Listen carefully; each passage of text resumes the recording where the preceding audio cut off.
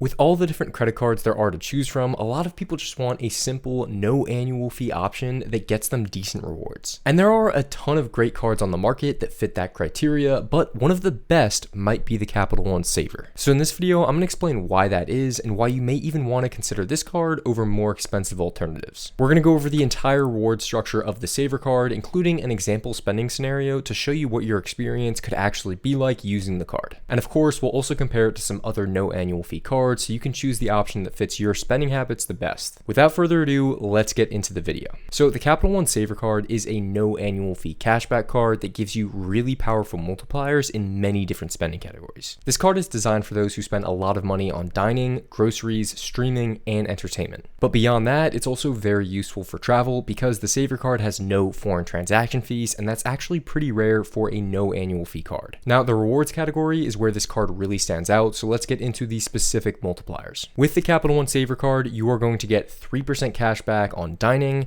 3% at grocery stores, 3% on streaming services, 3% on entertainment, and then 1% on everything else. So with that 3% on both dining and groceries, you're basically getting 3% cash back on all food purchases across the board. Now with this card, you will also get access to the Capital One travel portal, and if you book any hotels, vacation rentals, or travel cards, you'll get 5% cash back if it's done through the portal. I think what makes this card useful is that it's focusing on categories where people are already spending a bulk of their money. Because depending on who you are, your dining and groceries can easily make up at least half of your monthly budget. And then while that streaming category may seem slightly insignificant, I do think a lot of people underestimate, including myself, how much money they spend on streaming services every month. Now, in terms of notable categories that aren't included with the Capital One Savor card, you're not going to get any special multiplier when it comes to gas or online shopping. You're just going to have that flat 1% cash back. Now, in addition to these multipliers, with the Savor card, you also get a welcome bonus when you hit a modest spend threshold in the first 3 months. At the moment,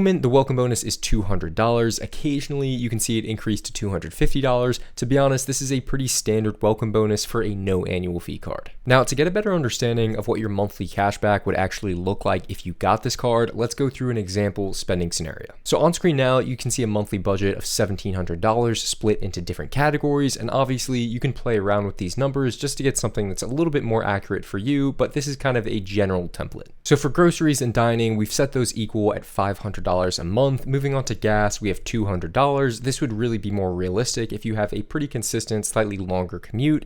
Then we have entertainment at $50 a month. This could be things like live concerts and other sporting events. Then we have streaming, which is set at $50 a month. General transit purchases like Uber, rideshare, taxis set at $100 a month, and then just other miscellaneous spend at $300 a month. These are things that just don't fall into simple categories. So because you do have a large chunk of your spending in these food categories like groceries and dining, and you're getting that 3% cash back, your total cash back for the month with all of these categories included is going to be $39. And when you calculate your average multiplier after taking your total spend and your total rewards and cash back, you find that you're getting an average of 2.3% cash back in this scenario. And as I said, what I really like about this card is that you're getting the bulk of your rewards from categories where you're already spending a large portion of your income. In other words, you don't have to go out of your way to buy unnecessary items just to reap the benefits. There's only one credit card on the market that has better food multipliers than the Capital One Savor, and that's the American Express Gold Card. Now, the Gold Card offers 4 times points at restaurants and 4 times points at grocery stores.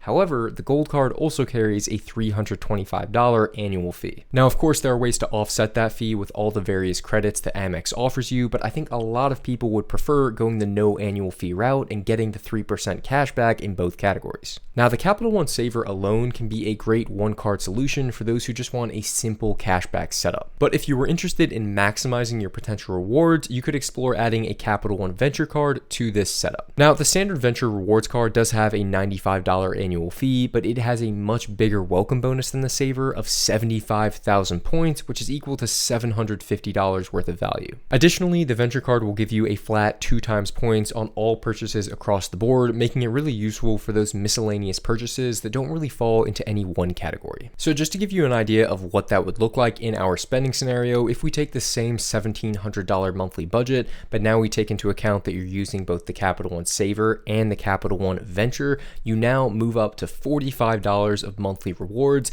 and an average 2.65% cashback rate. Also, if you do consider adding the Venture card to the mix, it allows you to earn rewards in the form of points rather than cashback, which can be useful if you're interested in transferring those rewards out to airlines. As I said, the Savor is great on its own, but I wanted to bring this up because this is a really popular 2-card setup that a lot of people use. Now, when it comes to other no annual fee cashback cards, there are a lot of other options that you may want to consider that have a different multiplier structure, so I'm going to go through all of those right now. First, you've got maybe the closest comparison to the Savor card, and that's going to be the American Express Blue Cash Every Day. This card is going to give you 3% cash back on groceries, 3% on online retail, 3% on gas, and 1% on everything else. This is a very strong card. You are losing out on dining compared to the Savor, but you're picking up 3% on online retail, which is a very valuable category. Next up, we have the Chase Freedom Unlimited. This card gives you 3% back on dining, which is nice. You also get 3% back at drugstores and 1% on everything else.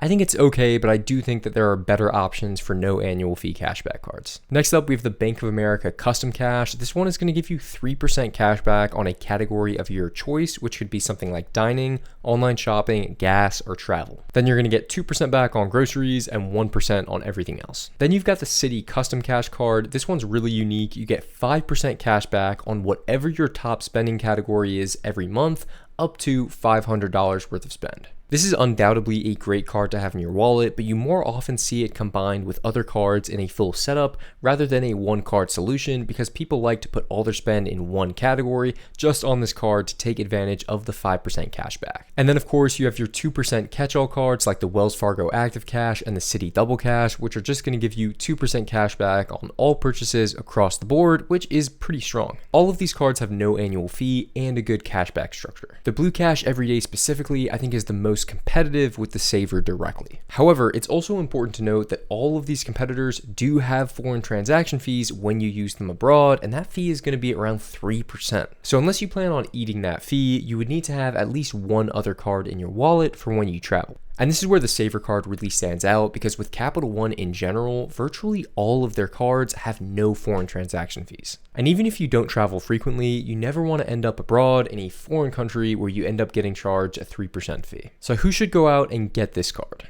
Well, first off, I think this card is going to be a great fit if you spend a lot on dining and groceries every single month, because this will help you rack up cash back at a reliable and consistent rate while buying things you actually need. And I do think it's also great for those who are looking for a one-card setup, but you occasionally travel abroad and you don't want to get a designated travel card. Overall, the Capital One Savor card alone is easily one of the best no annual fee cards on the market, and it does have the potential to get even more powerful if you combine it with other cards like the Venture or the Venture X. And guys, that is going to do it for this video. If you found this helpful, please subscribe to the channel. We're trying to hit 1,000 subs as soon as possible, and your help would be greatly appreciated. And if you're trying to decide between different cards right now, drop a comment below and I'll try and help you based on your situation. Thanks again, and I will see you in the next video.